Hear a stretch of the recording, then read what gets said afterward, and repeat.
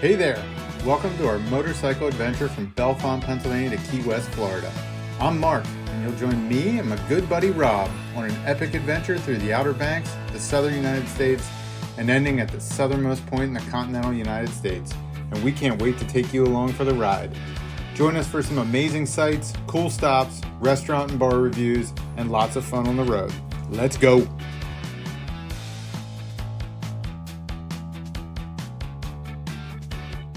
So then day two was cool because we just started the day picking up the Ocracoke Ferry, Ocracoke to Cedar Island, get you back to the mainland, which we didn't know when to show up. We kind of woke up and we're like, well, let's go find a place to get coffee. And we end up there like an hour early for the ferry.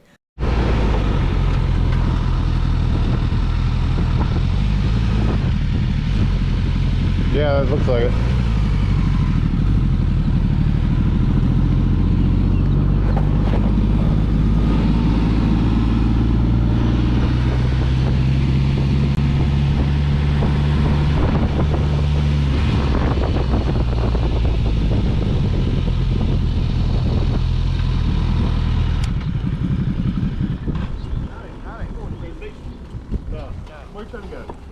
Cedar Island. Cedar Island? Cedar Island. All right, give me 1 second. Are you playing together or separate? Together.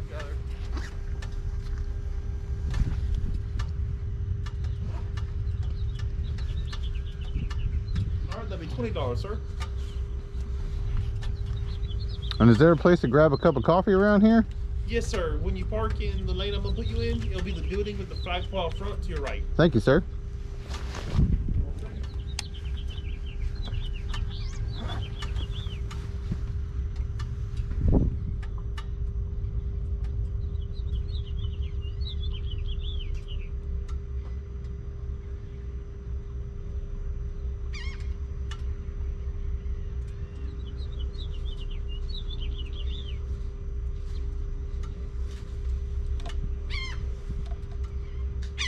Here you are. There's a ticket for each of you, and you're going to be in lane number 2.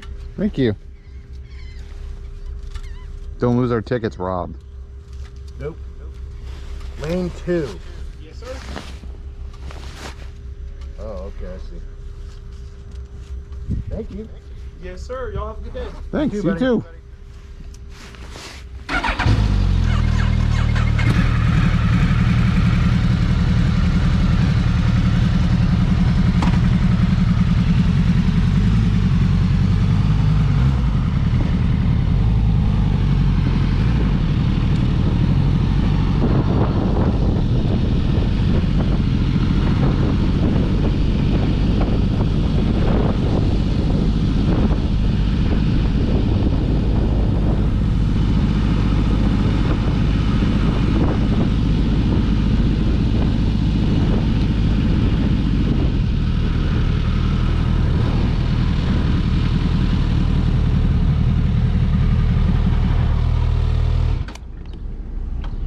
Perfect. Eating out of vending machines, which was kind of a slot machine. Yeah, if if one of us would have prepared for this, we probably could have walked away from Ocracoke. Paying for our gas for the day. At least tens of dollars richer. Tens of dollars. As many quarters as what were in that vending machine. Because the vending machine at Ocracoke to the Cedar Island Ferry, pro tip, if you put $5 in and select something, it was giving you your selection and $5 in quarters. So whatever you got was free, and then you also got $5 in quarters. The interesting fact was to get a cup of coffee, because I asked the guy at the booth, hey man, is there a place to get a cup of coffee around here? He goes, yeah, in that building over there.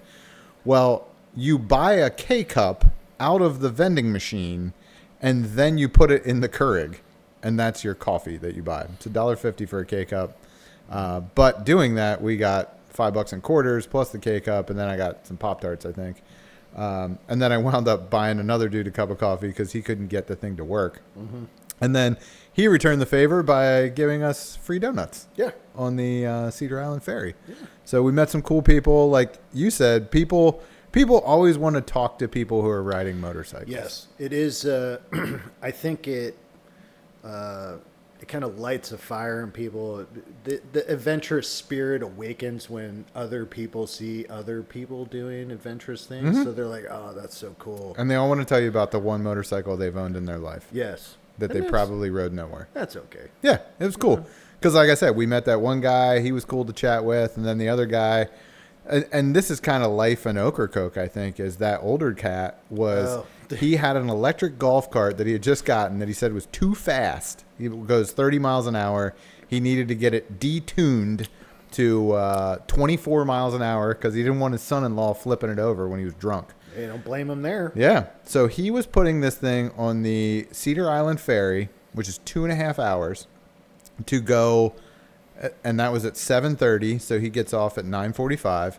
He said he was taking it to his golf cart guy, who was going to detune it with a computer, which takes 5 minutes, and then he was turning around and getting back on the ferry and going home. So 5 hours of riding a ferry to get 5 minutes of work done. So probably not the easiest place to live. I don't know. He seemed very chill. He brought a chair. Oh, yeah. He had definitely done it before. Yeah. He said he has a commuter pass, so I think he pays like a flat fee. And then, but he was pissed because his golf cart didn't fit in that, and he got charged for a truck for the golf cart. Because he asked me, you were getting a coffee, and he says, how much do they charge you for this? I was like, oh, $10. He goes, hey, charge me for a damn truck. I'm like, sorry to hear, dude. But that ferry was cool because we had great weather.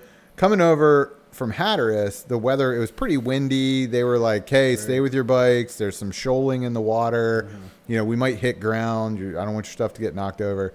The Cedar Island Ferry was totally calm. You know, great weather. What they didn't know about my bike and my situation is that I wouldn't need any of their help for my bike to just fall over. Yeah. Fell over in the garage before we even left, and had a custom-made hardwood floor piece of lumber that I had to pick up 100 times on the trip down. He's a loyal squire. A loyal squire. So we get off in Cedar Island. Now, one thing though, on the ferry, I think if other people, because I would totally recommend, don't set up your motorcycling trip and beeline it from point A to point B to point C to point D to wherever you're going. Yeah. Right? Take your time. Go do the ferry stuff because that's very cool. And while you're on those ferries, that's a great time to reorganize your gear. Yep. Get your gypsy camp in order. Your gypsy camp in order. If you need and to chop parts off your helmet. If you need to do some bizarre modifications to your buddy's helmet. Yes. Pliers. That's a great part. I almost forgot that was where we did that. No, that's a great time because you got 2.5 hours of just taking in the scenery, but then you can also square away your gear. Yeah, that's a great tip because you brought that up. I was like, oh, man, that helmet's beating the crap out of me. I don't want to do that again today. And Rob's like, we have basically the same helmet. Like I said, his is a little nicer. And he said, hey, I'll tell you what. I'm not going to use my visor, my little sun visor. Ever. You can have it if you want. Let's just cut yours off. Because I didn't have the side piece. I didn't think I had the side pieces that went with my helmet. So I'm like, I'm not using it either. I don't ever want to use this thing again. It's a devil's implement. Let's just cut this thing off. So we're on the ferry, and Rob's got a million tools in there that he didn't need. No. And not any of the tools we did need. No, I used a pocket knife and a pair of pliers. Both of those things are in my backpack, and they're always in my backpack. Yeah. Yeah. So we cut that off, and after that, everything was super cool with my helmet and worked great. So we did that. We fixed that up. Rob fixed up his gypsy camp. I think I repacked some stuff in my bag. Like you said, good time to square away your gear. I made some work phone calls while I was out there because you had cell service the whole time. So that was great. And it was just a pleasant ride. We have super cool pictures of our bikes, like it literally in the middle of the freaking ocean. Yeah. Like just chilling on this thing. So that was a cool experience. And like you said, we wanted to mostly avoid just riding the interstate if we could, because that's just, it's effective, especially at some of the places we were riding, but it's not scenic. No, and it's not why we did it. No. We did it for the adventure, not to just get from here to Key West. That's right. Like, as we found coming back, there's a much more effective way to get to Florida if you just want to do that. Yep. So we'll talk about that. So day 2, we get back to the mainland. cruising through North Carolina, South Carolina, on like the worst road ever. Yes. This is a time where we did take the more scenic route, and it was boring and lots of road construction. Yeah, and I don't know if we were in North Carolina or South. Yeah, there was Carolina. really no like line But or something. There was a moment where I was like, all right, I'm in the Matrix, because we went through a town, like a little coastal town. Yeah. We made a right. Then we made a left. Then we made a right. And then we went into a little coastal town And we made where we made a right. and then a left. It and then a looked right. exactly the same. Yeah, like deja vu, and I'm thinking, this is it. We're breaking. We the really Matrix. are in a simulation. Yeah. Yeah. Yeah, so we did that. And, you know, it's all like low country stuff through a couple little towns like Beaufort. And that was fine. Those Yeah. roadways didn't bother me as much. But when we got into like South Carolina, back country. I'll tell you what, there are some poor folk down there. And it went straight from poor to like these really fancy houses, instantly. It was strange. I mean, really, really large, dang near mansion level.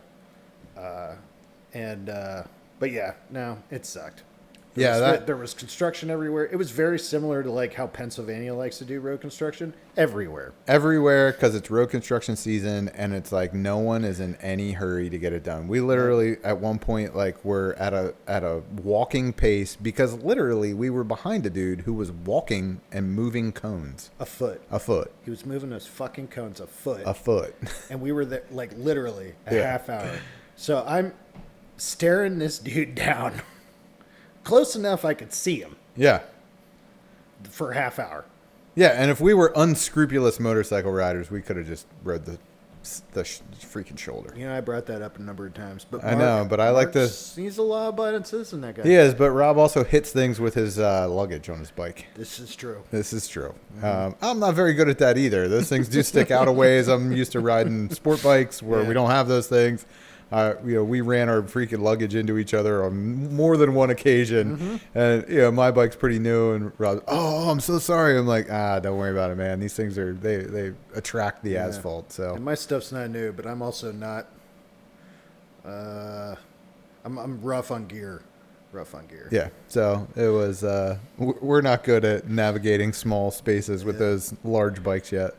So then we eventually just jumped on 95 for the last little sprint to Savannah, which was super cool. I had never been to Savannah. Me neither. Had you not been there? I had not been to Savannah. Always wanted to go. It's a beautiful town. It's a city, but it's got very just towny feels. Yeah, I'm sure there's places we could have gone that made it feel like a city, but where we were in like that old downtown area was it was really cool. Yeah. I liked it. It was safe. Like I was always concerned every night when we parked the bikes, like bikes are easy to steal. And like somebody comes and steals it or damages or something or trips over. So there's not a whole lot you can do. But there were so many white women walking their little dogs. We were safe. We were good to go. If they felt safe, we were good. Super cool hotel that you picked out. The one interesting thing about the hotel, though, was the shower. As it would be, I did spend quite a bit of time investigating the. I'll have that later. Hey, you're right. I can hear when it sucks. Yeah. There we go. Investigating where we were going to stay for the first two spots. Really, on Ocracoke, there were a couple of offerings, but Pony Island seemed to be the one that had Yeah, it's not like there was a Hilton high rise in Ocracoke. Right, and I'm not really gonna pick those kind of places anyway, But then in Savannah, I wanted to be close enough down to that the historical part of town, and we stayed at a place called the Present Hotel, and when I was looking at the photos, it didn't dawn on me because the pricing was kind of based off of, I think, the floor, like what level you were on, because it's an old building. There was no elevator, so you're rucking stairs. Yeah. And I think we were on the Fourth floor. room 403, I believe. Yeah, 403. Well, I'll tell you what. If you and your homeboy want something exciting to do, you get room 403. Yeah. Why? Because the shower, it's basically an open air shower. Yeah, it's a fully glass shower that is open into the bedroom, which is the only room that, which is fine if you're going there with your significant other who you're used to being naked in front of. But if you're just there with your homeboy, like, it could get a little weird. So Rob and I just agreed that we would go for a walk while the other one took a shower. So that night, Rob went for a walk, we went out to dinner. The next morning, I went and got coffee while Rob took a shower. It was all good. Yeah. But it was a super cool hotel in a really cool spot. Very cool spot. Yeah. We had a great dinner that night Oh, God. at the Chive Sea Bar and Lounge. Yeah. We just walked downtown to, I think that's called Broughton Street, which is, I guess, like the main drag of downtown Savannah. That sounds right. And just kind of looked around. Kind of the whole goal on the trip for eating was to get Rob seafood. Rob, big seafood eater. I'm not a huge seafood eater, but if we're going to all these places, like, let's take advantage. So I wanted to make sure that you got all the seafood you wanted in front of you. Yeah, buddy. Yeah. So you said the oysters there were amazing. I had a crab cake. One of my favorite things about my friend Rob is his prowess in review writing. Oh, yeah. So Rob, I wrote a review on the Chive Sea Bar and Lounge, and it was, very basic. Let me read you Rob's review of the Chive Sea Bar and Lounge. If you find yourself strolling the cobblestone streets of the beautiful city of Savannah, enjoy the pleasures this establishment has to offer. Their fine cuisine complemented the view of my walk through Crawford Square's old oak trees with Spanish moss dangling from the limbs, as if adorned with the finest jewelry. When I arrived at Chive's front door and entered, I was pleasantly impressed with the sophisticated atmosphere, all the while maintaining a charm of what I would imagine Savannah has always had, lingering from port to city sidewalk. I sat at the bar, as I do at nearly every establishment that has the decency to have built one. The barback, zipping in and out of the kitchen, was busy and justly slow to cater to my initial drink order. The bartender took notice and once approached fancied me a drink with purpose and an intensity only a professional could muster. Impressed with his bartending prowess, I looked to him for guidance on my dining choices. His recommendation came without hesitation, which is typically an indication of an authentic, dare I even say, virtuous endorsement. Sea bass, sir. The sea bass is truly excellent, the young man said with locked eyes. There was no question as to what I was ordering. The sea bass was in my nearing future. I patiently waited while enjoying another drink, passing my time admiring the decor and even eavesdropping a little on fellow patrons' conversations. The dish was served, and I must say it was magnificent. With every bite, I questioned all other respective dining choices I have ever made. The flavor, texture, presentation, elegant. Do not hesitate. A wonderful review. When you read it, they should pay me. They should. I love reading your reviews. It was really good. It was really good. It was that dude, that bartender was absolutely amazing. On point. He was one of the best bartenders I've ever seen. And a young man, too. He was. He looked like he wasn't even old enough to drink. Yeah, seriously. I'm sure he's there probably going to school and maybe chasing other dreams and such. But sure. I'll tell you what. If he stuck with just bartending, I mean, he could be crush it. Yeah. Yeah. Very good. Yeah. He was. I mean, I had some mixed drinks, and I watched him make those. I watched him make everybody else's mixed drinks. The dude knows what he's doing. He's very good, and I complimented him on it. I left him a very basic review, but I complimented him on it. I was like, "Look, man, I watch a lot of bartenders. I try to go to, high-end craft bar type stuff, and he's good." He's like, "Oh, I appreciate it, man. It's just kind of in a flow. We're kind of busy, so I'm just kind of on point tonight." See, and that was the other thing too, is that it was pretty busy. It was a packed bar. All the seating, on the... It was pretty full. It was all the full. Chairs were full. All the tables were full. So, I mean, this guy's working and, on point. Yeah, it just looked like he wasn't breaking a sweat, just crushing every drink order out of there. And honestly, too, to the cooks in the back that we never see, that was... So, during this trip, I have eaten seafood at every place we stopped. And even throughout the 5 days we stayed in Key West, that sea bass was the best seafood dish. I'm gonna have to try that now. I don't even really like fish. I've never even had sea bass before. Yeah, and you said it was amazing. Yeah, yeah. So then we just walked back to the room. I was a little disappointed with Savannah. They also have a ghosts and gravestones tour, just like Key West, but I yelled the words at them, and they did not reciprocate with the "We are doomed." Yeah, so I was a little disappointed. Very disappointed. I was disappointed. Let me check my notes, make sure I don't have anything else. Yeah, ghosts and gravestones. That was the last thing on there. Mm-hmm. So then